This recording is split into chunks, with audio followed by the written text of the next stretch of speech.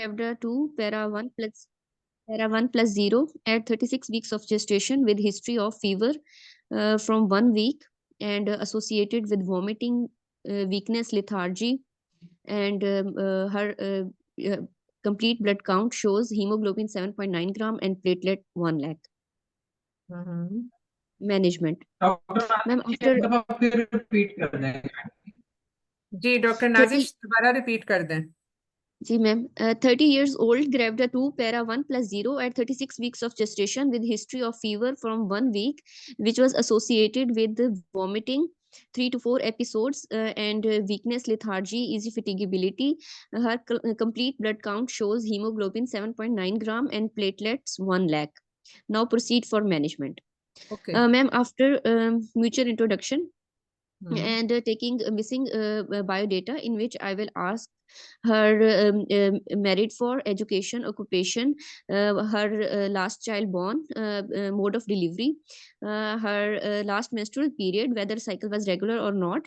I will inquire about the presenting complaint, which is fever, its duration, onset, severity, the pattern of fever and specifically and any associated rigors, chills, body aches, nausea, vomiting, headache, eye pain, rashes, any history of shock, flank pain, abdominal pain, loose motions, and any history of sore throat and chest pain or cough, and any history of lower abdominal pain, discharge, flank pain,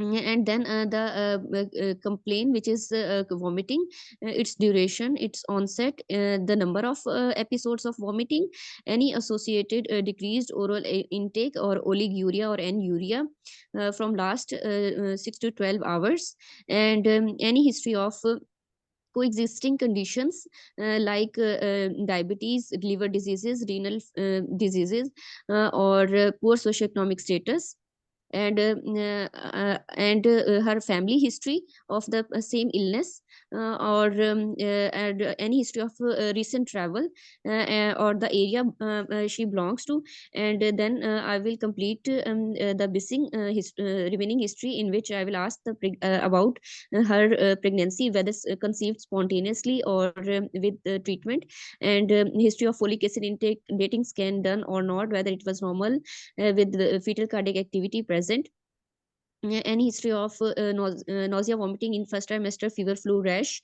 or anomaly scan done, any history of visit to local doctor, hematinics intake, pattern of any history of diabetes, anemia, hypertension in the pregnancy, and pattern of abdominal growth in third trimester, and fetal movements, quality and quantity up till now. And then the past medical history, surgical history, drug allergy, socioeconomic history, and in past obstetric history, especially the recurrence or the presence of the same illness in the past previous pregnancy, any antenatal, intrapartum, postpartum complication regarding any ICU admission, any fever, any illness, and any complicated delivery, and how was the recovery postpartum, and baby whether alive and healthy with her, and past and socioeconomic status. In examination, after calculating her weight and height, and measuring her BMI, I will check the vital signs, including her, especially her temperature, her blood pressure, respiratory rate, and pulse rate. Then I will examine for pallor and jaundice, and I will palpate her thyroid, any bruises or hemorrhagic spots on the body, and chest, breast, and cardiovascular examination for general health of my patient. And then in abdomen, I will, although I cannot appreciate the viscera as she is already at 36 weeks, but I will superficially palpate the liver and spleen, and then an obstetric examination. I will look for the fundal heights, infusofundal height, whether according to her gestational age, and then live presentation, amount of liquor, estimated fetal weight, and then I will auscultate her fetal heart rate for 1 minute. Okay, Ma'am, ठीक है बेटा, इसमें आप आगे चलें, फिर इसमें बाद में डिस्कस करते हैं। ma'am, my differentials, ma'am, there was history of high grade fever, and every 48 hours positive in this patient, and there was also history of recent travel from the tropical area. Which tropical area? Ma'am, in the area where the mosquitoes were कौन सा, उसको नाम बताइए। With in the Pakistan और outside Pakistan? ma'am, within the Pakistan. Is it a real case और just a scenario? Ma'am ये एक scenario था, वैसे recent travel मतलब उसका positive था. ठीक है, चलें। Ma'am, then my differentials according to this case are malaria, dengue, typhoid fever, food poisoning, and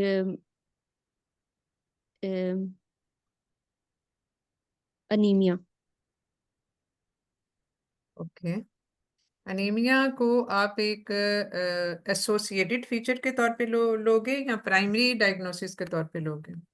ma'am associated, क्योंकि मैम वीकनेस और वो तो वो तो जाहिर है, जो आप डायग्नोसिस, मेन डायग्नोसिस बताओगे उसके हिसाब से उसमें anaemia is the resultant outcome.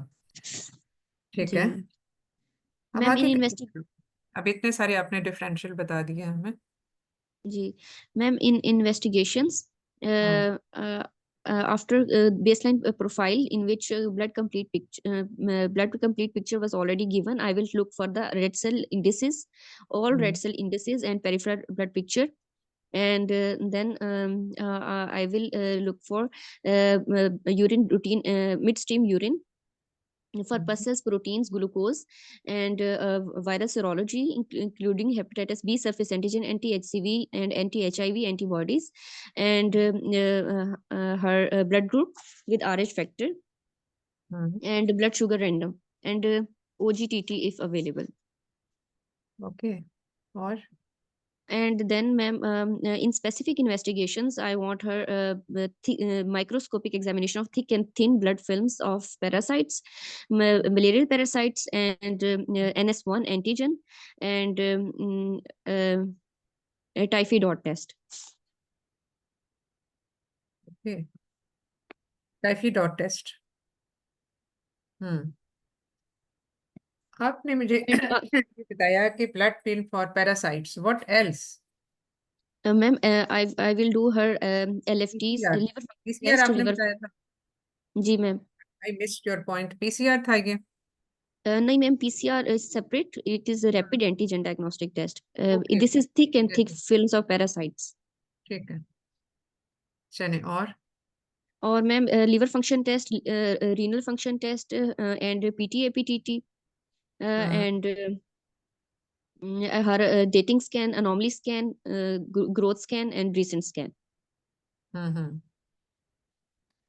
ठीक है, और इसमें कोई टेस्ट आप ऐड करना चाहोगे या काफी है? Ma'am serum electrolytes. Of course, because she is having vomiting. Meeting, yes ma'am. और बस? बस मैम. ओके, अच्छा ये बताएं, अब इसके बाद आप क्या करेंगी? Do you share with us the reports of these investigations? Ma'am malarial parasite thick and thin films were positive for malaria parasites, Plasmodium falciparum. Okay, तो ये पैरासाइट्स पॉजिटिव थे। जी ma'am. Then how you will proceed on? Now your diagnosis is almost settled. ठीक है, yes ma'am. क्योंकि इसमें जो है वो आपका ये डायग्नोसिस तो बन गया कि ये मलेरिया ही है। अब आगे आप कैसे चलेंगे? Ma'am, management. after counseling my patient about the definitive diagnosis, which is made on history, examination, and investigation, further confirmed by investigations of malaria in pregnancy. I will consult my patient about the complications, which further complications like pulmonary edema, acute respiratory distress syndrome, and severe anemia, and hypoglycemia, risk of loss of consciousness, coma, convulsions, renal failure, spontaneous bleeding or coagulopathy, metabolic acidosis or shock, and fetal risks of preterm delivery, IUGR, late onset IUGR, IUD, and fetal morbidity and mortality, and ICU admission. So I will involve multidisciplinary team, including her medical specialist, infection control specialist, and the senior obstetrician and neonatologist. And then I will, after admitting my patient, I will start fetal-maternal monitoring, including her 4-hourly vital signs, intake output record, partial pressure of oxygen, her GCS, and daily baselines and investigations. And then I will start her antipyretics and anti-emetics. Investigation आप कौन सी करोगे? जी ma'am, investigations में ma'am blood complete picture, random blood sugar, LFTs, You will RFTs, और repeat it on daily basis.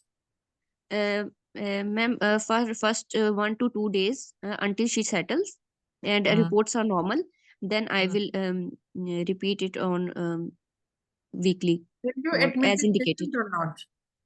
Ji ma'am, Will you admit this patient or not? yes ma'am, I will admit this patient in HGU, Then what? in isolation. Huh? And then ma'am, after starting her antipyretics, What antiemetics, is the reason for admitting this patient? ma'am, as this patient has high history of fever, and currently also she has a high grade fever with severe anemia, and platelets are and thrombocytopenia. So in view of any complications of malaria, and I will admit my patient till she becomes stable, as she is also at 36 weeks of gestation, and she can go into labor at any time. I Okay. will optimize her anemia and with the PEG cell transfusion after stabilizing her with antipyretics and antiemetics and antimalarials, which will be given intravenous in collaboration with the medical specialist. I will start her IV artesunate according to her body weight, 2.4 milligram per kg, and which will be given at 0, 12, 24 hours, and then daily till she takes the oral medication on her own. And then I will after stabilizing her and settling of her fever, I will give her a packed cell volume, two packed cell volume till her hemoglobin is 10 grams, and also I will do serial monitoring of her platelet count, and then For as how she much has. time you will give her? For how much time you will give her IV antimalarial? And you said that you will give artesunate. Is it like that? Yes, ma'am. Okay. Until And she. for how much time you will give it intravenously, and then when you will switch it on to the oral therapy? Ma'am, I will give her IV treatment until she becomes stable enough to take the medications orally in collaboration with medical specialist. Okay. For how many days? Medical specialist is there, but according to your knowledge, for how many days you will give it? Ma'am, at least 3 days IV treatment should be given. And then oral for how many days? Ma'am, 5 to 7 days. Okay. And then what? And ma'am, then her the serial monitoring of You mentioned the IV dosage, then what will be the oral medicine and what will be its dose? ma'am, oral medicine will be the same, artesunate, and हाँ, ma'am, it comes in with the name Artem DS 80 by हाँ, 480 milligram to हाँ. 1 tablet BD for 5 to 7 days. 1 tablet BD, and how much is the strength of that 1 tablet? Ma'am, it is 80 milligram by 480 milligram, 80 milligram artemether and 480 milligram lumefantrine. And 80 milligram is? Ma'am, artemether. Okay. So you will give it for 5 to 7 days. जी ma'am. And then what? तो Ma'am, आप then I will basically जो management थी that dependent upon the admission, symptomatic management, MDT, तो सबसे पहले आती है. और उसके बाद intravenous antimalarial till the patient is stable as regard to be able to take oral medicine, and then you will switch it on to the oral medicine for 5 to 7 days. Is it so? yes ma'am. Okay. Then what? Ma'am, then I will plan her birth plan. I will decide her birth plan as she's already as she will be on 37 weeks. So and her I will do her bishop scoring and do her sweeping and stretching so that she goes into labor early. When you will plan to deliver her, if everything remains stable and she is afebrile after completing the course of antimalarials, आपने जो just अभी mention किया, तो आपका एक preferable plan of delivery क्या होगा? Ma'am, preferably she should deliver around 38 weeks. So from now onward, after another 2 weeks. Yes, ma'am. 38 पे क्यों? पेशेंट की Ma'am, प्रीवियस एसपीडी है और उसमें कोई कॉम्प्लिकेशन नहीं थी. अब अगर इसको ये हो गया तो 38 पे क्यों? Why not to wait for spontaneous labor? yes, ma'am. I will wait for spontaneous labor, but I will do her sweeping and stretching so that she should go into labor because already she has developed a medical disorder and with complication. So Do you expect this medical complication to affect the fetus and or the pregnancy? yes, ma'am. There is risk of preterm delivery and IUD or preterm delivery हो जाए तो वो तो ठीक है, वो तो खुद ही लेबर में चली जाएगी. अब तो 1 हफ्ते के बाद तो प्रीटर्म वाली भी डेफिनेशन इस पे अप्लाई नहीं होती. ma'am, there is the risk of fetal coagulopathy and vertical transmission of malaria and um, and also the coagulopathy or thrombocytopenia, fever, ठीक है. failure to thrive. आपका बेसिकली ऑब्जेक्टिव क्या होता है when such a patient comes to you? Suppose the patient अगर आ जाती है 37 weeks पे, तो आपका ऑब्जेक्टिव क्या होता है?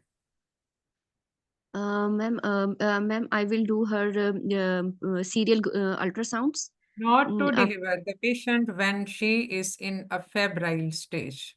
yes, ma'am. ठीक है? After फेब्राइल her स्टेज में जो पेशेंट डिलीवर होगा उसमें maternal and fetal complications will be much more as yes, ma'am. compared to when the patient is stable and then she goes into labor. तो Yes, ma'am. Primary objective आपका ये होता है.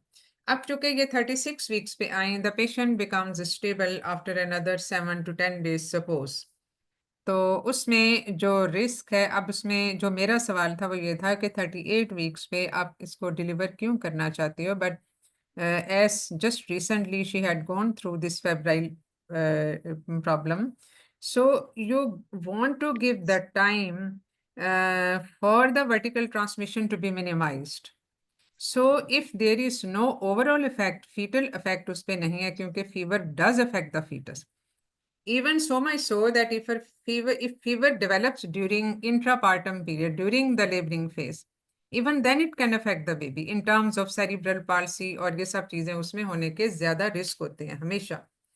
तो फेब्राइल स्टेज में due to whatever condition कोई भी और जो हो, इसमें कोई भी problem until and unless there is an immediate obstetric indication, वो बिल्कुल एक डिफरेंट सिनेरियो आ जाता है. अदरवाइज पेशेंट स्टेबल हो जाए मिनिमम फॉर 48 आवर्स, तो आप उसको डिलीवर करने की कोशिश करते हैं, वो भी अगर कोई ऑब्स्टेट्रिक इंडिकेशन हो तो. अब हाउ दिस फीवर, अब इसमें कैसे आप सेटल करोगे कि patient is now basically free of malarial parasites? कैसे आपको ma'am I will repeat her thick so and thin that film. Vertical transmission minimize हो जाएगी? तो इसमें कैसे?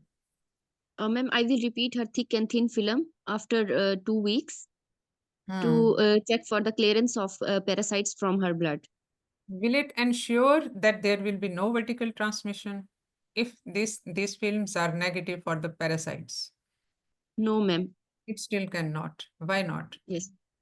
Ma'am, because there are microparasites which are present in blood which cannot be detected by the microscopic examination of thick and thin films. And more over जो placental parasites होते हैं जो वहां पे Yes, जाके ma'am. जमा हो जाते हैं, वो that can not be detected by the blood films or Yes, by ma'am. any other test that can only be detected by the placental histopathology.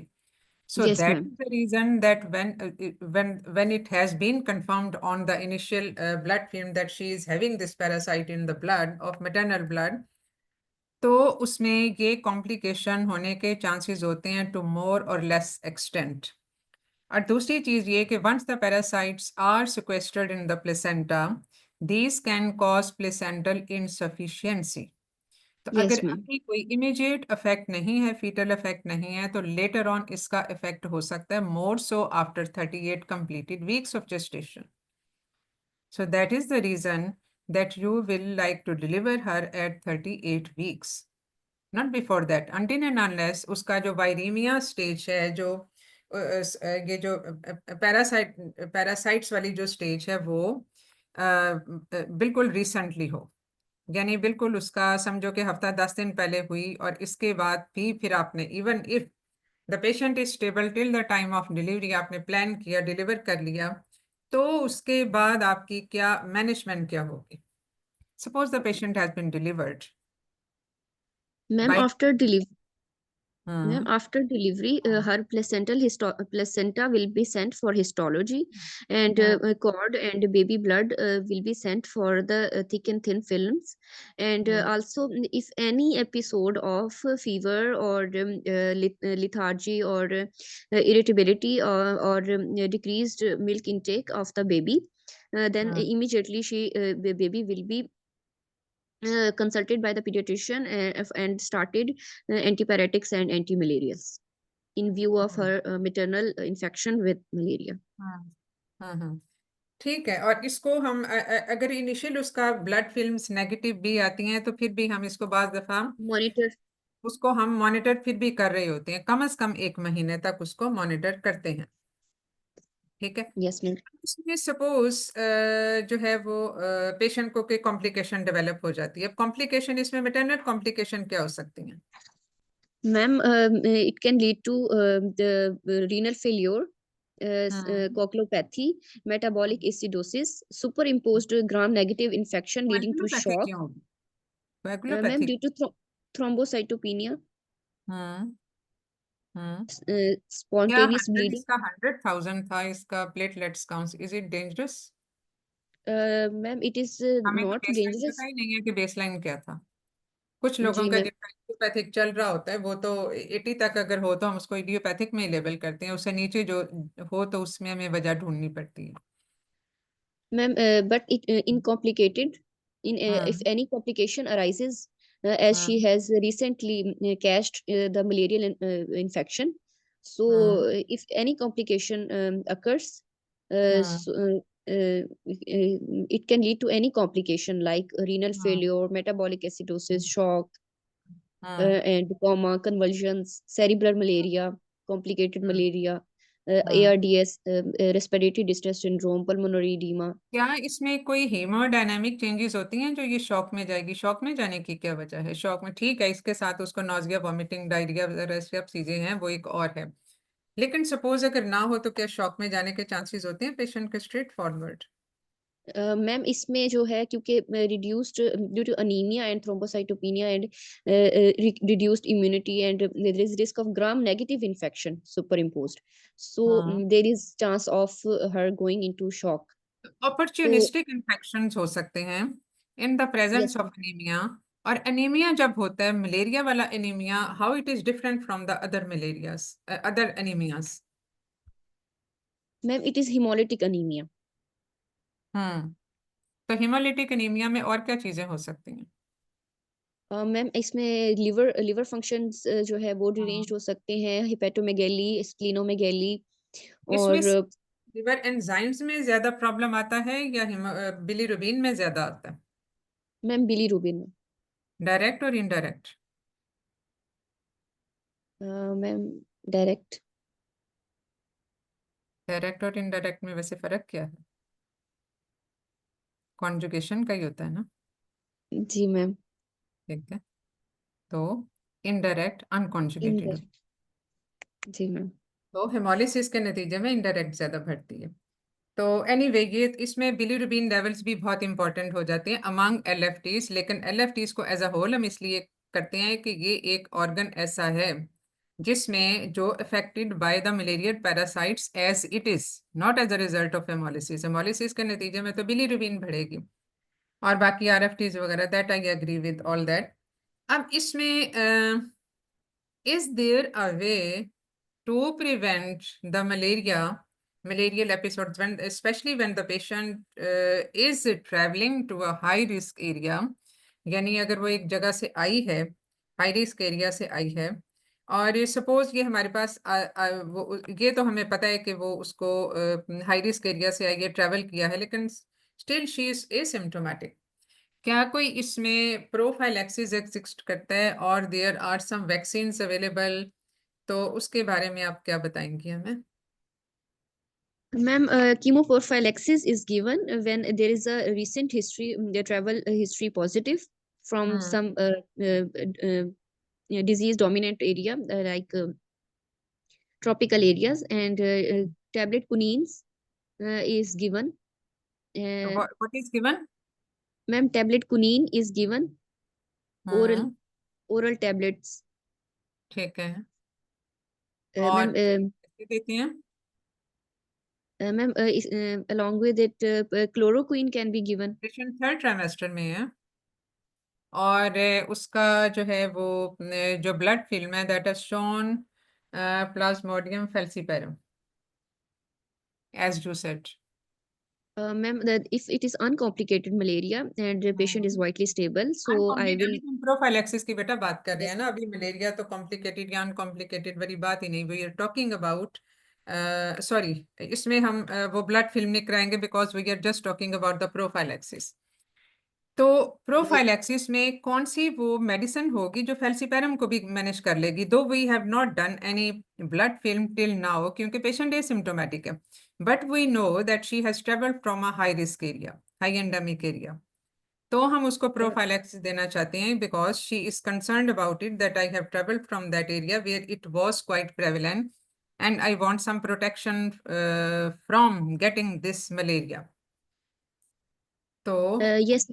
Prophylaxis में which is effective for all types of this malarial parasites, जिनमें सबसे ज्यादा किसमें मसला होता है? Falciparum, falciparum में। Plasmodium. तो कौन सी Yes. वाली मेडिसिन जो फेल्सीपेरम को भी करेगी और बाकियों को भी करेगी? Ma'am, इसमें mostly tablet quinine is हाँ given, which is हाँ 600 milligram per हाँ roller TDS हाँ। for 5 to 7 days. Per oral TDS for 5 to 7 days. Is it a therapeutic dose or a prophylactic dose? Ma'am, it is actually it's therapeutic dose. हाँ, तो हम prophylaxis की बात कर रहे हैं ना। देखो जो ये प्रोफाइलैक्सिस बड़ा इंपॉर्टेंट है। देखो ट्रीटमेंट आपने दे दी, ट्रीटमेंट के बारे में हमें कोई एम्बिग्विटी नहीं है, but there may be ambiguity about the prevention prophylaxis, क्योंकि प्रोफाइलैक्सिस दुनिया में, सारी दुनिया में जो प्रिवेंटिव थेरेपीज होती हैं उन पे ज्यादा फोकस किया जाता है because the once the infection is there then the patient has to bear all the consequences. Maybe it is diagnosed late. अब इसको एक हफ्ते के बाद उसका फीवर नहीं सेटल हुआ तो वो हमारे पास आई और हमने उसको डायग्नोज किया और उसके बाद उसको ट्रीटमेंट दी, but many things, bad things can happen during that 1 week time period. उसे मैं उसकी एग्रेसिवनेस ऑफ इन्फेक्शन तो नहीं पता। तो बेसिकली जो प्रिवेंटिव थेरेपी होती है वो हमेशा बड़ी इंपॉर्टेंट होती है in all sorts of perinatal infections, कि हम उसको प्रिवेंट करें, होने से पहले उसको प्रिवेंट करें। तो WHO stresses a lot on the preventive therapies. तो प्रिवेंटिव थेरेपी जो प्रेगनेंसी में है वो फर्स्ट ट्राइमेस्टर की और हैं, सेकेंड ट्राइमेस्टर ऑनवर्ड और हैं, depending upon the safety of the drug and the efficacy of drug as well. In the first trimester quinine drugs are chloroquine है या HCQ है या बेसोक्वीन है, रेसोचिन भी है, ये डिफरेंट नामों से आती हैं, that are considered to be the best choice because इनके साथ teratogenicidity as it is associated नहीं है और इनका एक effective coverage भी होता है, लेकिन less effective than the recent जो drugs हमारी जो नई निकली हैं वो। तो इसमें जो हम देते हैं फ्रॉम सेकेंड ट्राइमेस्टर ऑनवर्ड, जिसमें क्विनीन के अलावा बाकी ड्रग्स का जो सेफ्टी डेटा है वो दैट इज क्वाइट वेरिएबल और उसमें उसकी इतनी सर्टेनिटी नहीं है। तो उसमें जो है वो बेसिकली ACT प्रेपरेशंस आती हैं जिसमें वही जो है वो आर्टीमीथर है, और ये जो आपने सारी जो ड्रग्स हमारे साथ जो डिस्कस की ये सारी की सारी आर्टम जो है वो एक उसमें जो है वो ठीक है, मतलब उसमें वो प्रोफाइलैक्सिस के लिए भी यूज होती है और ट्रीटमेंट के लिए भी ये यूज होती है। अब जो है ये इसमें जो आर्टीमीथर हम देते हैं बेसिकली इसको हम थ्री डेज के लिए देते हैं 6 doses 1 BD for 3 days and it has to be repeated at some interval. क्योंकि बाज ऐसी मेडिसिन होती हैं जो डेली बेसिस पे क्विनीन वाली प्रेपरेशन जो है वो बाज दफ़ा आप लो डोज में डेली बेसिस पे भी दे रहे होते हो, और कुछ ऐसी हैं जो कि कुछ टाइम पीरियड के बाद उनको हमने रिपीट करना होता है। तो इसमें प्रोफाइलैक्सिस एज वेल एज जो ट्रीटमेंट है उनकी रेजीम्स फर्क होंगी। ड्रग्स तो जो सबसे ज़्यादा जो आर्टीमीथर जो ड्रग है वो हम फर्स्ट ट्राइमेस्टर में उसको बेस्ट पॉसिबल अवॉइड करते हैं, यानी उसको 13 वीक्स के बाद ऑनवर्ड हम उसको यूज़ करते हैं। और उससे पहले अगर ज़रूरत पड़े, बहुत ज़्यादा फ़र्ज़ किया पेशेंट अभी ट्रैवल कर रही है या ट्रैवल करके आई है ऐसे हाई रिस्क एरिया से, तो फिर हमें फर्स्ट ट्राइमेस्टर में भी देनी पड़ती है, but that preferable choice should be chloroquines, quinine जो टेबलेट्स हैं वो। तो ये है जो उसके प्रोफाइलैक्सिस से बेसिकली रिलेटेड होगा। तो व्हाट अबाउट द वैक्सीनेशन, क्या हम इसमें कोई वैक्सीनेशन दे सकते हैं? WHO ने तो 2 तरह की वैक्सीन निकाली हुई है। Ma'am malarial vaccinations are not mentioned in guidelines. लेकिन वो WHO ने 23 में निकाली हैं, 22 में भी 23 में भी, but these are not suitable in pregnancy. Pregnancy में उनको अवॉइड किया जाता है।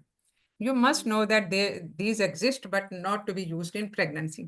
अब इसमें apart from the routine anti-malarial drugs, अब anti-malarial drugs का जो स्पेक्ट्रम है वो काफ़ी वाइड है, ठीक है। तो इसमें जो आर्टीमीथर वाली प्रेपरेशंस हैं, आर्टिसोनेट्स वगैरह और ये सारी जो हैं ये इनमें डिफरेंट प्रेपरेशंस एग्जिस्ट करती हैं, जिसमें according to the condition of the patient relapse है, रिकरेंस है, या हम इसको प्राइमरी इन्फेक्शन के लिए दे रहे हैं, उसके हिसाब से उनकी टाइप ऑफ जो है वो फर्क होती है। But there is something else beyond this anti malarial drugs.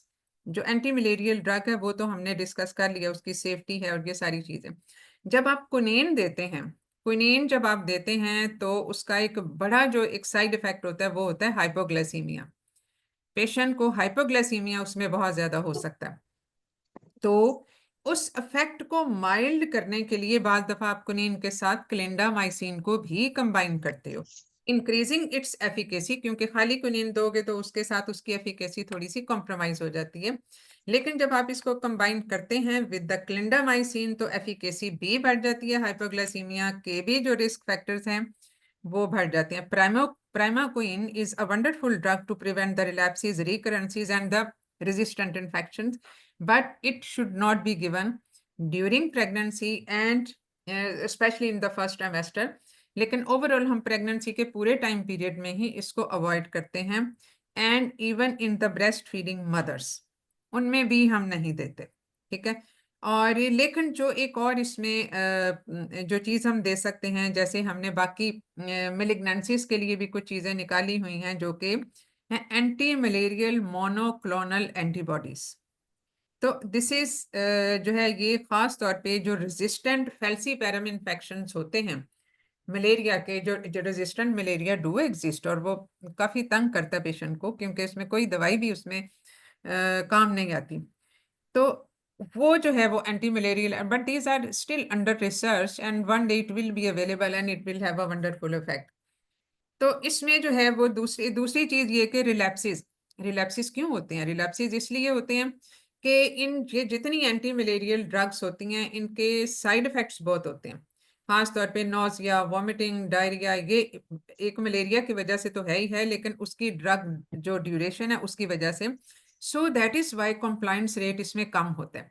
सो यही वजह है कि जैसे हम एंटी ट्यूबरकुलर ट्रीटमेंट देते हैं under direct supervision and observation, similarly is the treatment given for the malaria जिसको directly under supervision, especially when the patient is in febrile stage, और उसमें फीवर की मेडिसिन एंटीपायरेटिक लेने से फीवर तो settle हो जाएगा and the patient feels that everything is okay now, but it is not okay. So parasite do persist for the time being suppressed by the anti-malarial therapy which may be incomplete on the end of patient, लेकिन इसमें जो है वो parasite वो करेगा तो उसमें वो रिकर कर जाता है, उसमें रिकरेंस और रिलैप्सिस भी होते हैं। तो इसलिए जो है वो इसमें फिर रिलैप्सिस के लिए जो डिफरेंट और जो मेडिसिन जो जिसको कह सकते हैं थर्ड जनरेशन एंटी मलेरियल भी, वो है टेफिनोक्विन। ये रिलैप्सिस को बचाने के लिए ये बहुत है, with very selected criteria it can still be used in pregnancy जब बाकी दवाइयां उसमें इफेक्टिव ना हो। तो इसमें जो डिफरेंट उनके जो जनरेशन ऑफ ग्रुप्स हैं एंटी मलेरियल के, वो इसमें ट्राई किए जा सकते हैं। बाकी वैक्सीन की हमने बात कर ली कि वैक्सीन हम दे सकते हैं, लेकिन वैक्सीन का ज्यादातर रोल बच्चों में आता है, not in the pregnant mothers, not very effective in the adults also, लेकिन ये बच्चों में ज्यादा ये वैक्सीन दी जाती हैं। ठीक है, तो ये तो है जो मलेरिया से रिलेटेड है। अगर इसमें कोई क्वेश्चन नहीं है we move on to the dengue.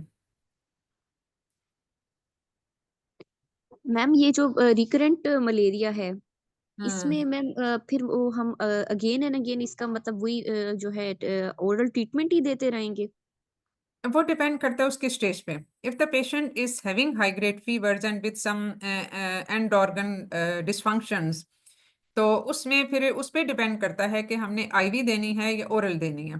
देखो इसमें माइल्ड, मॉडरेट, सीवियर वाली स्टेजेस इसमें एग्जिस्ट करती हैं। माइल्ड में तो आप ओरल के साथ दे सकते हो प्रोवाइडेड पेशेंट टॉलरेट कर रहा है। अगर उसको फर्ज किया उसमें कोई नौसिया या वॉमिटिंग है तो वो ओरल कैसे टॉलरेट करेगा? So these are the certain criteria जिसके ऊपर आप बेस करते हो कि आपने इसको आईवी देना है या आप इसको ओरल थेरेपी पे डालोगे। So there are many factors to determine the dose and the duration and the route of anti-malarial drugs. ठीक है, चलें जी। और इसमें अगर नहीं है मैम तो जी अस्सलाम वालेकुम मैम, एक क्वेश्चन है।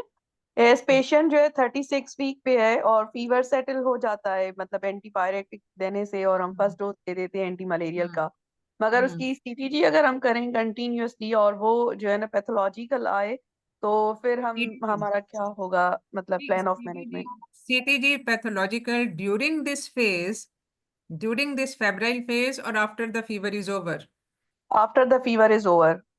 तो ठीक है, अगर उसमें इसका मतलब ये है कि आप रूट ऑफ डिलीवरी पूछना चाह रहे हो, देन अगर यस उसकी मैम। रिएक्टिव सीटीजी है, नॉन रिएक्टिव सीटीजी के कुछ अपने फिजियोलॉजिकल वेरिएबल्स होते हैं, यानी कुछ जो नॉर्मली जो है आप उसमें देखो कि उसमें हाइपोग्लाइसीमिया तो नहीं है, हाइपोटेंशन तो नहीं है, दोनों चीजें हो सकती हैं एंटी मलेरियल ड्रग के बाद भी, दोनों चीजें हो सकती हैं मलेरिया में भी। तो उसके वो फिजियोलॉजिकल वेरिएबल्स को रूल आउट करने के बाद as it can cause the fetal distress, जो हाइपर पायरेक्सिया होता है, फीवर होता है, वो बिल्कुल फीटल डिस्ट्रेस कर सकता है, प्लेसेंटल फंक्शन इम्पेयर हो सकते हैं। अगर उसमें फिजियोलॉजिकल रीजन कोई नहीं है तो फिर उसमें then you have to move on to expedite the delivery.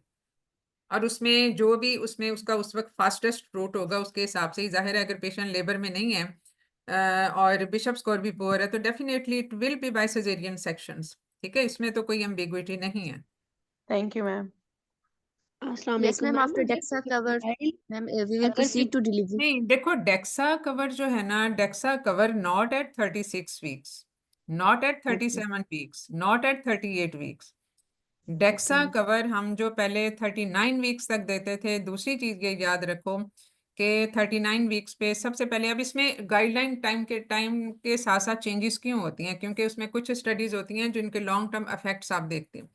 अब जो लेटेस्ट गाइडलाइन है उसमें ये है कि अगर उसमें रिस्क फैक्टर एग्जिस्ट करता है पेशेंट में प्री टर्म लेबर का, और यानी रिस्क फैक्टर ये है ना, जैसे ये पेशेंट 36 पे हो सकता है 1-2 दिन के बाद ही इसमें फीटल डिस्ट्रेस हो जाए, but still in the stage of the fever and the febrile illness आप उसमें कोई स्टीरॉयड नहीं दोगे अनलेस द पेशेंट इज 32 या 33 वीक्स पे।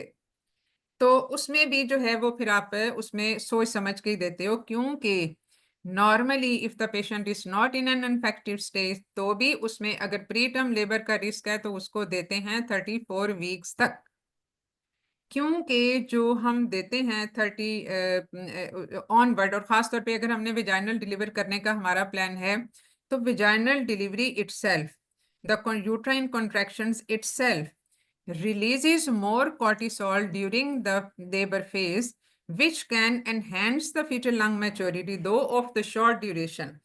लेकिन अगर पेशेंट को हमने इलेक्टिव सेक्शन करना है और बेबी को इलेक्टिव सेक्शन के जरिए निकालना है तो उसमें थोड़ा सा risk of RDS is more.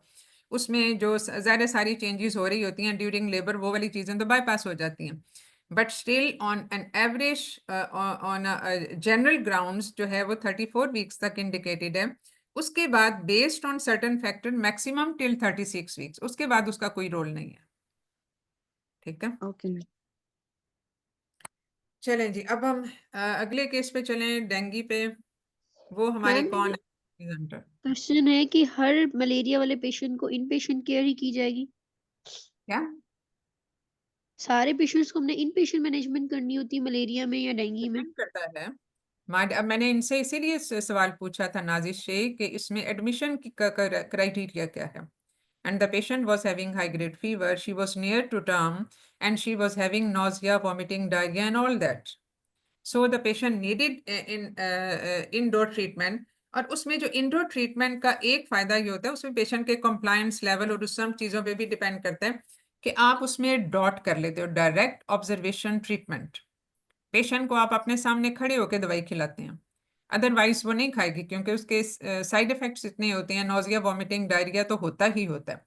लेकिन अगर उसमें पेशेंट खुद से नहीं ले सकती या आपको खतरा है कि ये नहीं लेगी, या उसमें रिलैप्सिस या रिकरेंट टाइप का उसका इन्फेक्शन है, चाहे वो माइल्ड ही हो, तो आप उसको एडमिट करोगे। और ठीक है, मैम अगर फिब्राइल फेस में, जी अगर फिब्राइल फेस में केस में तो आपको एडमिट करना ही पड़ेगा, नहीं, क्योंकि मेरा वो क्वेश्चन फेब्राइल ये है फेज नेक्स्ट। जो है वो जाहिर है, अगर पेशेंट को फिर आईवी थेरेपी देना या इवन उसमें डिपेंड करता है, जरूरी नहीं कि आईवी हम दें, लेकिन डिपेंड करता है कि पेशेंट के बाकी कोई नोजिया, वॉमिटिंग, डायरिया वगैरह तो नहीं है जिसमें ओरल नहीं हम दे सकते, तो उसमें आईवी के लिए तो करना ही पड़ता है। लेकिन अगर फर्ज किया वो फेब्राइल फेज में माइल्ड फीवर है, बहुत ज्यादा हाई ग्रेड नहीं है, नोजिया वॉमिटिंग नहीं है, वेल कंप्लाइंट है, एजुकेटेड है, तो उसको दवाई देके घर भी भेज सकते हो। ठीक है, ठीक है मैम। अब इसमें जो प्रिवेंशन की हमने बात की थी ना, प्रिवेंशन में बाकी सारी चीजें भी आ जाएंगी जो उसके जो बेसिकली जो डेंगू और मलेरिया दोनों के लिए ही होती हैं, कि बेड नेट्स हैं, स्प्रेज हैं, और उसमें जो वेक्टर एलिमिनेशन है जिसमें अब तो नैनो टेक्नोलॉजी भी यूज होती है, ये सारी चीजें हैं जो कि उसमें इन दोनों पे एप्लीकेबल है। और उसमें जो ये अप्लाई करते हैं, जो स्किन लोशंस हैं या स्प्रेज हैं, ये सब चीजें उस पे आएंगी। ठीक है okay ma'am. So, ma'am prophylaxis का समझ नहीं आया, जी कौन सी प्रोफिलेक्सिस? मेडिसिन का नहीं समझ आया, प्रोफिलेक्सिस का। बेटा, प्रोफाइलैक्सिस वही आर्टीमीथर ही है ना, और आर्टीमीथर को एक अपनी उसमें क्विनीन फर्स्ट ट्राइमेस्टर में आप दो, आर्टीमीथर उसके बाद सेकंड एंड थर्ड ट्राइमेस्टर में दो। ठीक है, इसको लो डोज में देते रहना होता है एट इंटरवल, या उसमें उसको जो है वो स्पेसिफिक, जैसे एक आपने 6 डोजेज दे दी, उसके बाद कुछ टाइम पीरियड के बाद, वो टाइम पीरियड डिपेंड करेगा ऑन द रिस्क फैक्टर्स, तो वो आपने टाइम टू टाइम देते रहना होता है। कौन सी वो एंटी मलेरियल ड्रग हैं जो हम प्रेगनेंसी में नहीं दे सकते? एक तो प्राइमाक्विन होगी ना, और उसके अलावा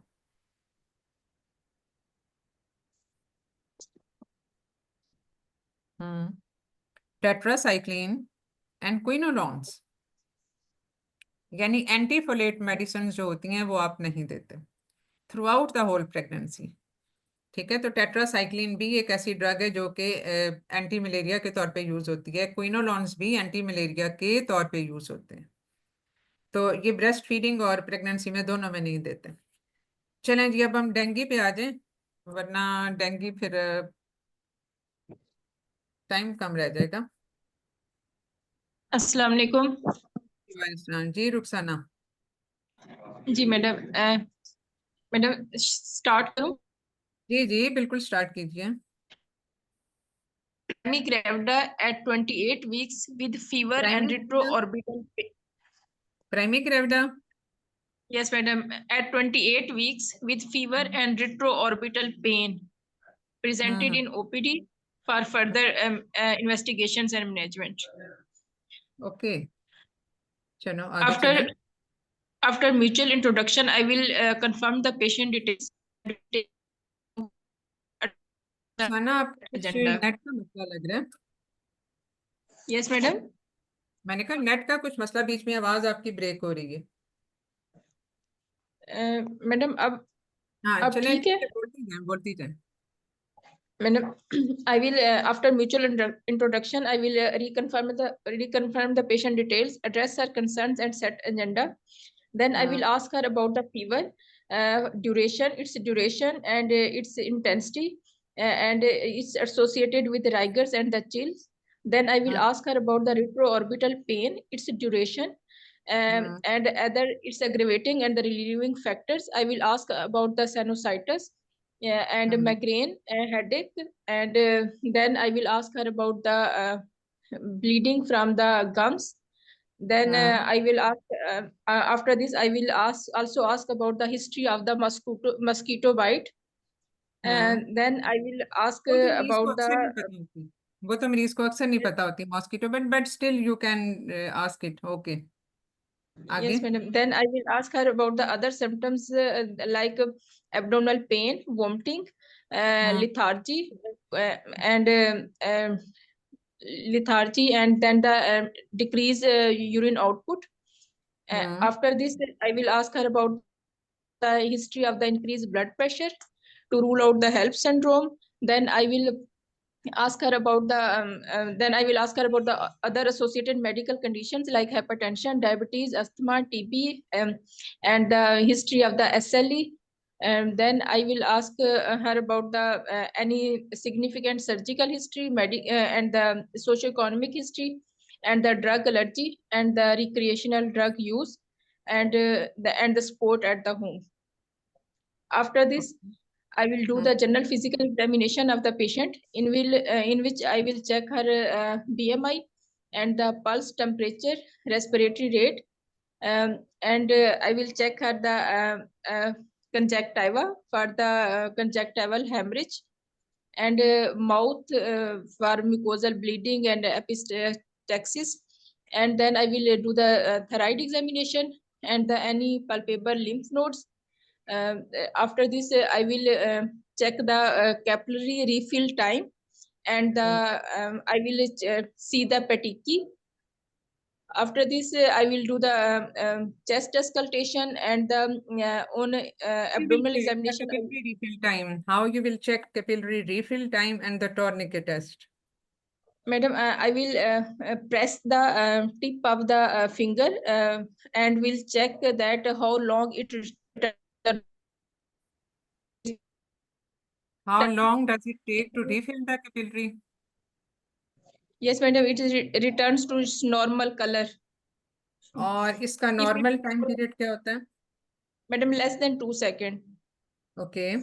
And in tourniquet the test tourniquet, first I will check the blood pressure. I will see its systolic and the diastolic, and in tourniquet test I will, in between the systolic and diastolic, I will inflate the cuff for 5 minutes, and then we'll check the petechiae rash on it in the square area, in that square inch area, that if it's 20 to 20 petechiae, then it's mean that it's positive. Okay. ठीक है, आगे चलें। Then I will do the abdominal examination or inspection. I will see any tenderness and the hernial orifices, and then I will see will palpate any tenderness and any hepatomegaly, splenomegaly, visceromegaly, and then I will hello, lie presentation. Madam आवाज आ रही है? हाँ जी, बीच में आपकी break हो जाती है, ठीक है, बताइए। Madam, I will see the live presentation. I will hmm, fetal heart rate auscultation and the Likert volume assessment. Hmm, Then I will also check the pad if there is hmm, any bleeding. Hmm, Then me done with the examination. Then I will move towards the investigation. Hmm. Time for hemoglobin, platelets, and the total leukocytes count. हम्म, थोड़ा And ऊंचा then I बोलिए। need hmm, the blood group with RH factor, and hmm. I need the आप test एक आ red. गई हो। ठीक है बेटा, आपकी आवाज थोड़ी सी बीच में ब्रेक हुई थी, टेस्ट जरा दोबारा बताइए। Madam, I need the complete blood count with date and time for hemoglobin, ठीक platelets, है। and the total leukocytes count. हम्म, ठीक। And I need the blood group with RH factor, hmm, and I need the OGTT or your random blood sugar, and I need the in and you need. Hello, I need the आपकी आवाज नहीं आ रही, दोबारा बताइए। madam. ओजीटीटी के बाद आपने क्या बताया?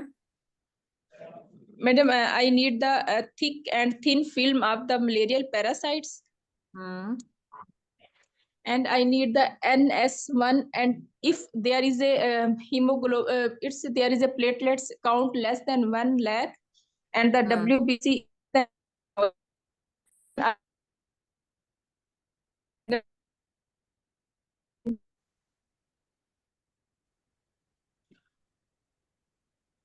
बेटा आपका मैडम बात आवाज आ रही है? नहीं नहीं, अब बीच में फिर डिस्कनेक्ट हो गया, आपकी आवाज बीच में बहुत इंटरप्ट हो रही है।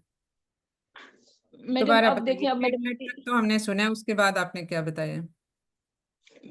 Madam if there is a less than WBC is less than 4,000 and platelets count are less than 1 lakh, then I hmm, need the NS1 antigen test for the dengue. हम्म। अब And पेशेंट एक minute, patient को history of fever और retro orbital pen कब से थी, उसकी duration क्या आपने बताई थी? मैडम 3 days से। 3 डेज से, ठीक है। तो अब इसके बाद अगर ये आपने क्राइटेरिया बता दिया प्लेटलेट डब्ल्यूसी इसने, तो आप HNS1 पे जाओगे, ऐसा ही है? Yes, ma'am. Yes, What you ma'am. do with that? आप उसमें क्या टेस्ट करते हो? NS1 antigen test। ये मैडम इसमें एंटीजन टेस्ट है, ये क्या है? मैडम हम इसमें एंटीबॉडीज देखते हैं ना, IgM IgG। अभी तो 3 दिन हुए पेशेंट को फीवर डेवलप हुए हुए। नहीं मैडम, वो तो हम सीरोलॉजी में देखते हैं IgM और IgG। NHS में मैडम ये इसमें नहीं क्या पता, बस देखा? ये पता है कि NHS1 antigen test malaria parasites देखते हैं मैडम। पैरासाइट्स? ये वायरस है या पैरासाइट है? मैडम वायरस है, सॉरी। कोई और इसमें बताएगा कि इसमें HNS1 क्या है, हमारे बाकी ऑडियंस? जी, एनीवन एल्स? मैम ये एंटीजन होता है? नहीं, हाँ एंटीजन होता है, यस। एंटीबॉडीज तो बनेंगी कुछ टाइम पीरियड के बाद। सो इन द इनिशियल फेज, जो कि तकरीबन 2 to 7 डेज तक होता है, जो इसकी फेब्राइल इलनेस है, उसमें हम HNS1 देख सकते हैं, इसलिए फौरन ही फीवर होते ही हम नहीं देख सकते। So in this time period, जबकि 3 डेज इसको हो गए, तो we can now have this test. This is antigen test. Antigen है वायरस, ठीक है, इसमें मैडम ये तो वायरस मैंने एंटीबॉडीज तो अभी उसने बनानी है, उसमें तो टाइम लगेगा, वो तो बाद में हम देखेंगे सीरोलॉजी में, ठीक है। जी मैडम। जी जी रुखसाना, अब आगे चलिए। Then madam, I will confirm it with the PCR. real time PCR and okay, अगर ये पॉजिटिव up- आ जाता है तो फिर आपको पीसीआर की जरूरत है क्या? प्लेटलेट भी उसकी history suggestive is of dinghy, और फिर डब्ल्यूबीसीज पे भी रिट्रो ऑर्बिटल पेन सारा madam, कुछ है? it's gold standard, but it's not available in most setups. So I think it's not need. It will be expensive for the patient. Then expensive भी है, कम से कम 7-8 हज़ार तो मरीज का लग जाता है। तो yes, ये हम उस तरह से नहीं करते, पर फर्दर कंफर्मेशन अगर जहाँ पे नहीं डिफरेंशियल नहीं बन रहा होता वहां पे हम इसको कर रहे होते हैं। ठीक है, yes, तो ma'am. ये हो गया। आगे test of Then, your madam, madam, then I need the dating scan and the anomaly scan and the recent scan of this patient, in और which I need dating recent madam, in recent scan I need the fetal biometry and the Likert volume assessment because there is a risk of the ठीक है, ये सारा oligohydramnios. हो गया, obstetric scan सारा हो गया। ठीक है, उसमें सारी चीजें कवर हो जाएंगी, उसकी हम डिटेल में नहीं जाते। और Madam, I need the hematocrit level, and I also need the liver function test and the renal function test because I have to rule out the HELLP syndrome. And for in RFTs, I need the creatinine to predict the shock. And ठीक है, why haematocrit is important to know. ठीक है, platelet आपने देख लिए, W देख लिए, hemo virus concentration. ये काम हो जाते हैं रैपिडली डिवाइडिंग सेल। तो Yes, madam, hematocrit due to hemo concentration and anemia. और हीमो कंसंट्रेशन इसमें क्यों होगी? मैडम वो फ्लूइड लीकेज होता है ना, तो उसकी वजह से प्लाज्मा प्लाज्मा लीकेज। आ जाती है। So there is fluid leakage, और ये फ्लूइड लीकेज की ही सिविरिटी है जो कि डिफरेंट फेजेस डिसाइड करती है इस इन्फेक्शन में कि Yes, इसने ma'am. होना है। ये बेसिकली उसको हम फिर मॉनिटर कर रहे होते हैं हेमाटोक्रिट के साथ ही, और हमारा main Yes, target of treatment haematocrit ही होता है, and to monitor for the target organ dysfunctions also. ठीक है, उसको हमने yes. एक लिमिट तक लेके आना होता है। What should be the upper limit of it? Madam अब it हमारे should पास not, आया है, इससे पहले नहीं हुआ हुआ, तो उसमें क्या हमारी लिमिट क्या होगी? Madam 30 to 35%. मैम थोड़ी सी लो 55। लिमिट है, खासतौर पे जब आपने डेंगू डायग्नोज कर लिया तो 40% से बिल्कुल ऊपर नहीं होनी चाहिए। 44% इज द रेड लाइन। ठीक है, जिसपे उसकी 44. स्वेरिटी Okay, के madam. होने के चांसेस बहुत होते हैं। तो हेमाटोक्रिट के साथ आप उसकी स्वेरिटी को असेस कर रहे होते हो, और उस हेमाटोक्रिट को कम करने का तरीका क्या होता है, चलो वो हम मैनेजमेंट में डिस्कस करते हैं। तो ये तो हो गया आपके टेस्ट। अब आगे क्या होगा, इसका डिफरेंशियल क्या है? एक तो आपने में हेल्प सिंड्रोम बताया, Madam, my differentials are the dengue fever and malaria and HELLP syndrome. Okay. If history of increased blood pressure, and then I help. इससे Madam, मिलते बस जुलते चीजें और किस में होंगी? abdominal pain. Ma'am acute hepatitis. Madam ITP भी हो सकता है, TTP भी, अगर वो अगर प्लेटलेट्स कम आ जाते हैं। जिका वायरस, इन्फ्लुएंजा वायरस, मीजल्स है, कोविड है, चिकनगुनिया, ये सारे डिफरेंट इनके अपने सिम्टम्स हैं। लेकिन क्योंकि इसमें भी देखो रैश भी बन जाता है जो कि हेमरेजिक रैश है, तो इसमें Yes, डिफरेंट चीजें, जो अपर रेस्पिरेटरी ट्रैक्ट इन्फेक्शन उसका एक डिफरेंशियल है, जो लिवर इफेक्ट्स हैं या जो हेमरेजिक मैनिफेस्टेशंस है उसका एक अपना डिफरेंशियल है, शॉक का एक अपना डिफरेंशियल होगा, फीवर का एक अपना डिफरेंशियल होगा। बट जनरली स्पीकिंग जो सबसे ज्यादा चैलेंजिंग डिफरेंशियल डायग्नोसिस होते हैं वो यही होते हैं। ठीक है, उसमें अब हर सिम्टम का अगर डिफरेंशियल बनाने बैठो तो उसकी तो एक बड़ी लंबी लिस्ट है, लेकिन ओवरऑल जो उसमें चैलेंजेस होते हैं वो ये वाले ज्यादा होते हैं। ठीक है, अब आगे इसमें जी क्या मैम। करो? ठीक है, आपने साबित कर लिया HNS1B आपका आ गया, पॉजिटिव आ गया। प्लेटलेट जो है वो उसके सपोज इस वक्त हैं 60,000, और Yes, ma'am. डब्ल्यू उसके हैं तकरीबन 2,000। ठीक है। Madam, platelet 60,000 or WBC. Haematocrit is 39%। के इसके टेस्ट आ गए, अब आपने क्या करना है? Madam, I will consult the patient about the diagnosis. I will admit this patient and हाँ। will I will then counselling I will शुरू किया करें क्योंकि काउंसलिंग जी का मैडम। मतलब है ये पेशेंट सेफ्टी वाली चीज में आता है। एमडीटी भी पेशेंट सेफ्टी में आता है, asking for the drug allergies भी पेशेंट सेफ्टी में आता है, and this is very very integral part of the communication with the patient. तो ये सारा कुछ बता के क्या प्रॉब्लम है, उसकी ट्रीटमेंट क्या है, इसमें क्या क्या हम करेंगे, प्रेगनेंसी को या बच्चे को कोई खतरा है या नहीं है, ये सारी चीजें काउंसलिंग में आ जाती हैं। And the proposed Yes, plan of madam. I will tell her. I will tell her the implications of the dengue fever on both mother and the fetus. I will tell her that for mother, if there is a risk of the placenta abruption and the preterm delivery, and the after this she can also go in the postpartum hemorrhage, and then I will, and on the fetus there is a risk of the miscarriage. No, madam, I preterm labor delivery and the IUD and the oligohydramnios and the vertical transmission. After this, I will admit this patient in the ward, in the high dependency unit, and will involve the multidisciplinary team in which the consultant obstetricians, physician, anesthetist, and a neonatologist will be present. And then I will start her the IV fluids, and will send the complete blood count, complete blood count on the daily basis, and I will maintain her hydration, and then I will start her the paracetamol. If there is a vomiting, then I will give her the antiemetics and the urine output monitoring, one hourly, and the vitals in which blood pressure, pulse pressure, and then the one hourly monitoring, and I will also cross match the blood and will prepare the platelets, but I will not transfuse her platelets until they are more than 50,000. You will not transfuse platelets unless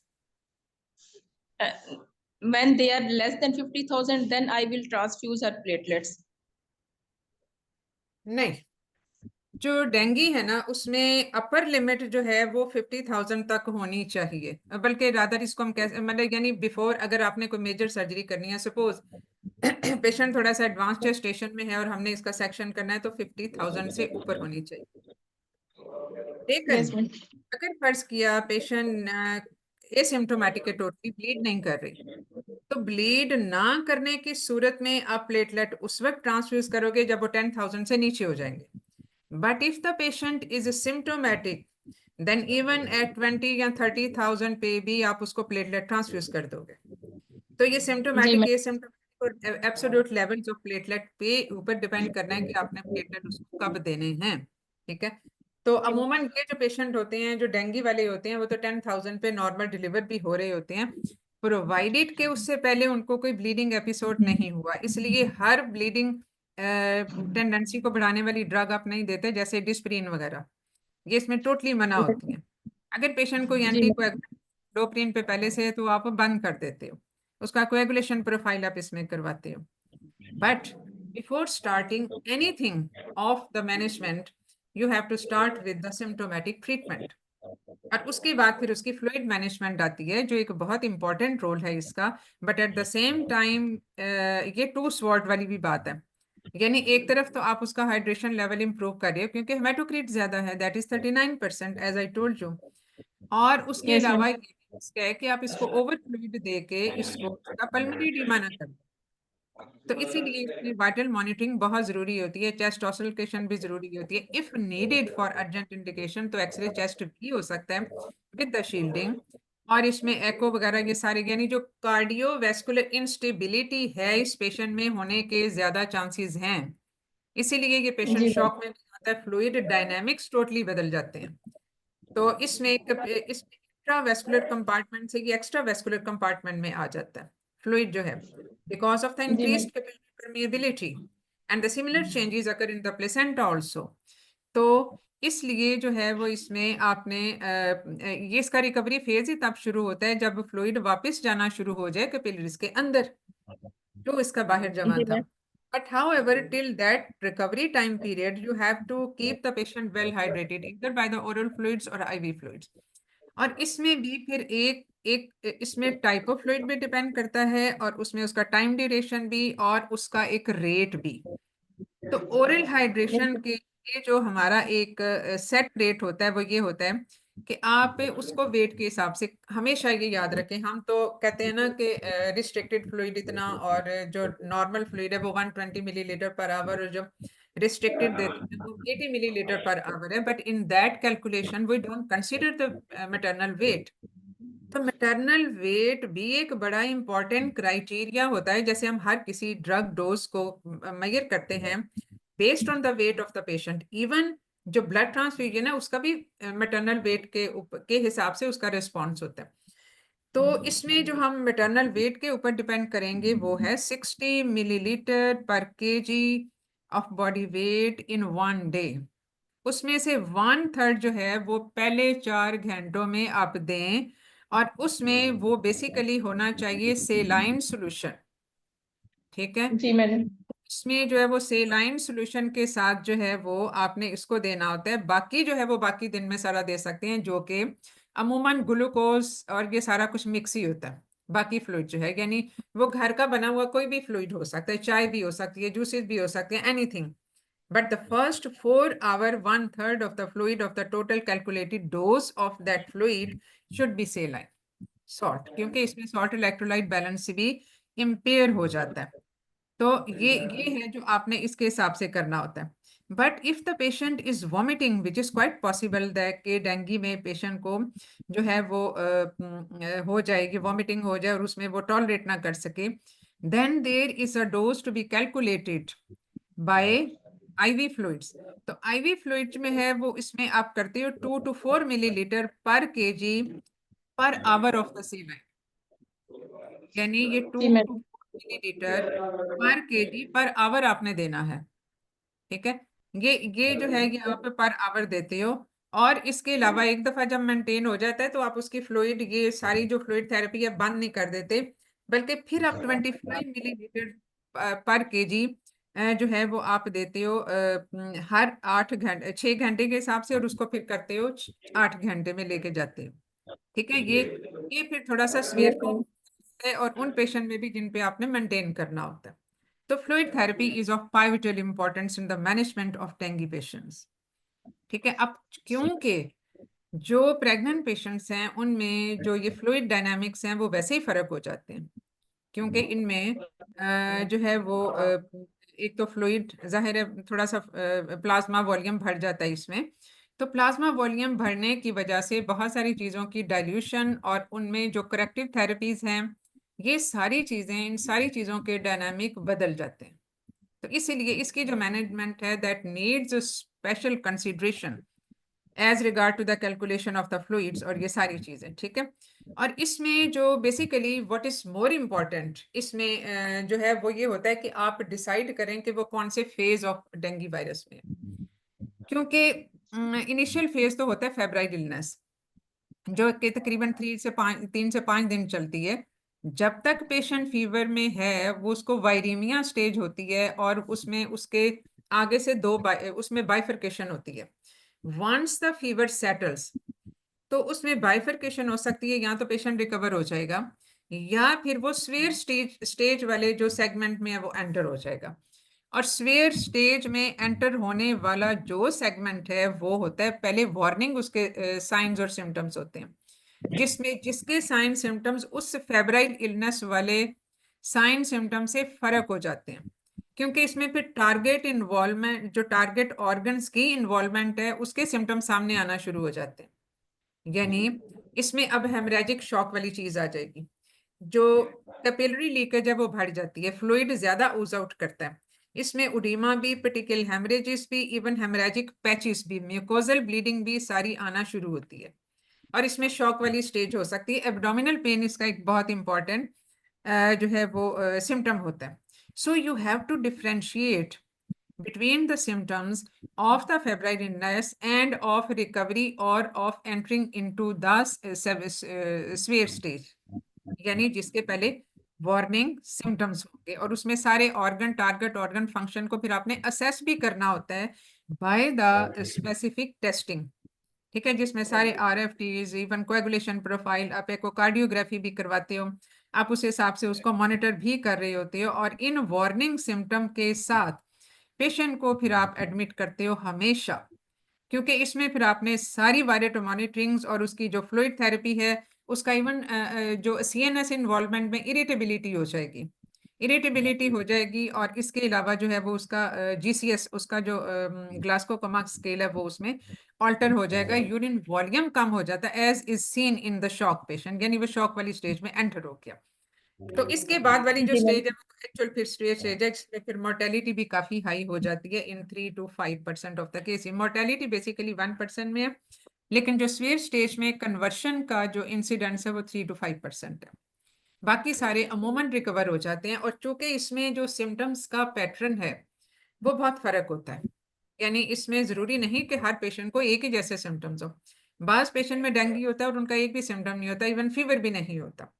अब इसमें एक और मजे की जो चीज है dengue virus में, as contrary to the all other infection, कि इसमें अगर एक दफा इन्फेक्शन हो गया तो उसकी इम्यूनिटी, उसकी बनी हुई इम्यूनिटी अगले इन्फेक्शन में काम नहीं आएगी, रादर उसके ये जो है ये उसके अगले इन्फेक्शन की इम्यूनिटी को ब्लॉक कर देगा। तो इसीलिए जो इसमें रिकरेंस अगर हो तो उसका वो ज्यादा सीवियर इन्फेक्शन होता है as compare to the primary infection, यानी सेकेंडरी इन्फेक्शन या टर्शरी इन्फेक्शन के जैसे जैसे और एपिसोड्स होंगे इन्फेक्शन के, इनका जो इम्यून रिस्पॉन्स है, जो साइटोकाइन्स रिलीज होती हैं, वो सारी की सारी जो है वो बढ़ जाती हैं। तो ये उसमें बहुत ज्यादा वो इसका फ्लेयर अप होता है। और दूसरी चीज ये कि इसमें जो सेवेरिटी ऑफ सेकेंडरी इन्फेक्शन है वो ज्यादा बढ़ जाती है जब उसमें interval between the two infections is more, वो लंबा होगा, तो इम्यून उसका जो उसकी जो सेवेरिटी ऑफ सिचुएशन है वो ज्यादा बढ़ जाएगी, ठीक है। तो इसलिए जी ये मैम। इसमें ये बेसिकली ये समझने वाली चीज है कि इसमें हम इसको क्रिटिकल फेज को कैसे मैनेज करते हैं और इसमें इसको डिफरेंशिएट बेसिकली कैसे होना, दिस इज वेरी इंपॉर्टेंट। और जो दूसरा जो हाइड्रेशन लेवल है वो उसको हमने कैसे मैनेज करना है, कैसे मॉनिटर करना है, ये भी सारी चीजें जो है वो इम्पोर्टेंट होती हैं। And as there is no concentration, तो there are chances of the thrombosis as well. तो उस Yes, थ्रोम्बोसिस ma'am. जाने के लिए फिर क्या करें, ऐसे पेशेंट में क्या Madam, मैनेज में डालेंगे? I will do the VT risk assessment, and then, madam, I will start at the low molecular weight heparin. नहीं, इसमें basically low molecular weight heparin की जरूरत अभी नहीं पड़ेगी। वो बहुत कम केसेस में होती है जहाँ पे आपको बहुत ज्यादा हाई रिस्क हो या एस्टेब्लिश या प्रीवियस हिस्ट्री हो कोई उसमें। अदरवाइज जी ma'am. For an average patient हम इसमें चूंकि हीमो कंसंट्रेशन वाली चीज है, जैसे जैसे हेमाटोक्रिट बढ़ेगा ये रिस्क कॉम्प्लिकेशन ज्यादा बढ़ती जाएगी। तो इसलिए जो है वो इसमें आपने नॉन फार्माकोलॉजिकल थ्रोम्बोप्रोफाइलेक्सिस वाली जो चीजें हैं वो आपने ज्यादा से ज्यादा करनी है। मसलन हाइड्रेशन तो आप दे ही रहे हो, इसके अलावा Stop. जो कंप्रेशन Sorry. स्टॉकिंग है, मोबिलाइजेशन Yes. है, ये सब चीजें आप सारे के सारे करते हो। अब the same rule for the delivery applies to this case as well, कि वायरीमिया स्टेज में आपने नहीं डिलीवर करना, क्योंकि अगर वायरीमिया स्टेज में डिलीवर किया तो मदर की तो कॉम्प्लिकेशन बढ़ेंगी ही, जो वर्टिकल ट्रांसमिशन है वो बहुत ज्यादा बढ़ जाती है, बच्चे में भी थ्रोम्बोसाइटोपिनिया हो जाता है, जिसको आपको अकॉर्डिंगली मैनेज करना पड़ेगा। और इसमें जो हाई रिस्क टाइम पीरियड है वो ये है कि डिलीवरी से 10 दिन पहले और डिलीवरी के 10 घंटे बाद, ये वो वाली स्टेज है जिसमें वायरीमिया मैक्सिमम होने के चांसेस होते हैं, वर्टिकल ट्रांसमिशन होने के ज्यादा चांसेस होते हैं। तो इसलिए इस टाइम पीरियड को हम बेसिकली अवॉइड करते हैं। अब ये जो पेशेंट हैं इनमें सपोज अगर प्री टर्म लेबर शुरू हो जाए, किसी भी फेब्राइल इलनेस में प्री टर्म लेबर शुरू हो सकती है, और परसिस्टेंट फीवर या high grade fever in pregnancy और इन द इंट्रापार्टम पीरियड, ये एक CP का एक इम्पॉर्टेंट रीजन बन जाती है। तो इसलिए हम कहते हैं कि fever due to any reason but should be symptomatically treated as well. Pathology को तो आप कर ही रहे हो ट्रीट, लेकिन फीवर को भी 100 से नीचे नीचे रखें हमेशा बाय गिविंग द एंटीपायरेटिक्स, जो कि ज़ाहिर पैनाडोल वगैरह से ही हम करते हैं। तो बस ये इसमें थोड़ा सा रूल्स इसमें याद रखने हैं। जो अब इसमें भी as that with the malaria, इसमें भी वैक्सीन अवेलेबल होती हैं but not suitable for the pregnant patients. तो ये इसमें जो है वो प्रेग्नेंट पेशेंट के लिए वो हम उस पर यूज़ नहीं करते वैक्सीन। जो स्किन रिपेलेंट्स होते हैं वो हमें देखने चाहिए कि उसमें आइकारिडीन उसमें हो या DEET डीट वो इसमें हो। उसके अलावा क्योंकि ये फिर कॉन्ट्राइंडिकेटेड नहीं होते, कोई भी स्किन एप्लीकेशन जो है वो 100% सेफ नहीं होती, क्योंकि उसका 25% does absorb into the system, into the circulation. तो इसलिए जो है वो भी आप सोच समझ के देते हो कि ये चीजें उसमें ना हों। वो फिर आप जो है वो मतलब ये दोनों जो मैंने कंपोनेंट्स बताए हैं वो दोनों हों पे उसमें मौजूद हों तो वो सेफ है use in pregnancy. Another important thing in this regard is that when to discharge the patient. हमें एडमिशन का तो क्राइटेरिया पता है। अब इसमें भी चूंकि हमें विद इन आवर्स, बाज दफा पेशेंट विद इन आवर्स जो है वो डिटीरियोरेट करता है। अब इसमें हम अमूमन जो मॉनिटरिंग कर रही होती हैं इन द फेब्राइल इलनेस, और उसके बाद वाला जो टाइम पीरियड होता है once the fever is settle, तो ज्यादा क्रिटिकल टाइम तो उसके बाद शुरू होता है। तो उस वक्त हम मॉनिटरिंग अमूमन डेली बेसिस पे कर रही होती हैं बाय CBC, हेमाटोक्रेट एस्टिमेशन और वो सारा कुछ, and according to the symptom बाकी जो हमने टेस्ट करवाने हैं वो भी। लेकिन बाज दफा इतनी रैपिड प्रोग्रेशन होती है टू द सीवियर स्टेज के हमें ये CBC हर 4 से 6 घंटे बाद भी करानी पड़ती है, इतनी रैपिड प्रोग्रेशन होती है। तो इस वजह से जो है वो हमें according to the severity of situation ये चीज़ों की फ्रीक्वेंसी चेंज हो जाएगी।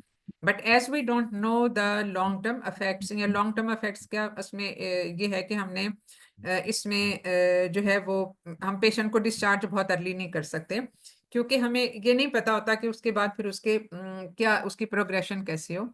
लेकिन जो एक सिंपल सा क्राइटेरिया है for the discharge of the patient, तो इसलिए उसमें पेशेंट को उस वक्त डिस्चार्ज करें जब कम से कम वो 48 घंटे के लिए स्टेबल हो, हीमोडायनामिकली स्टेबल हो।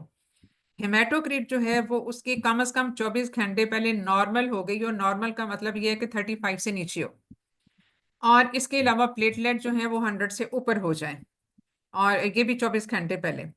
और इसके अलावा जो है वो कोई फीवर ना हो फॉर 24 आवर्स। तो ये क्राइटेरिया है जिसपे हम इसको डिस्चार्ज हमें करना चाहिए, इससे पहले नहीं। द थिंग्स में स्टिल वर्सन। ठीक है, हाँ जी। जी मैडम। तो मेरा ख्याल है everything is clear, should be clear now. तो अगर कोई क्वेश्चन है, वरना फिर हम इसको क्लास को बंद कर दें, काफी लंबी हो गई है आज।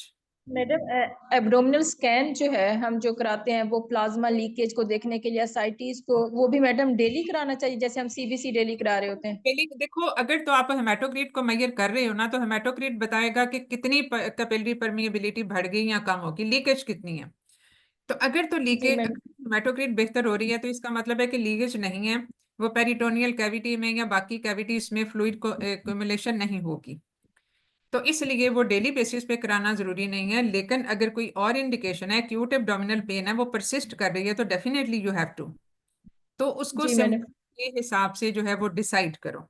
बाकी तो आपने एक बेस लाइन जो आपने देख लिया, फीटल हार्ट आपने रोज के रोज देखने हैं, दिन में 3 दफा देखने हैं, दैट इज ओके।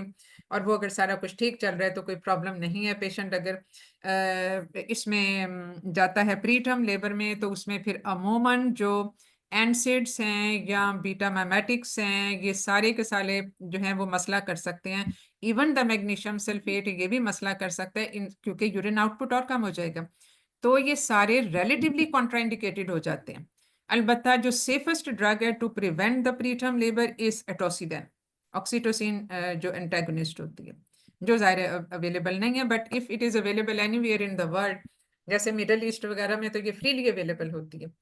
तो आप उसका जिक्र करें कि सबसे आइडियल ड्रग ये होगी। अदरवाइज जो बाकी ड्रग्स हैं उनकी सेफ्टी इज क्वाइट क्वेश्चनेबल। ठीक है जी मैडम। ठीक है, अब इसको हम फिर यहाँ पे बंद करते हैं। तो नेक्स्ट वीक आप क्या डिस्कस करना चाहते हैं? मैम परप्यूरल सेप्सिस करवा दें प्लीज। हाँ, मैम परप्यूरल सेप्सिस। अगर हम एक मॉड्यूल एक दफा अगर कंप्लीट कर लिया करें तो anything else in the perinatal infection जो आप कवर करना चाहो, तो मेरा ख्याल है वो एक मैडम हमारा हाँ मैम HIV करा दें। HIV, ठीक है, अगरचे हमने इसको कवर किया हुआ है लेकिन चलो HIV इन प्रेगनेंसी, ठीक है। ठीक है, और कोई?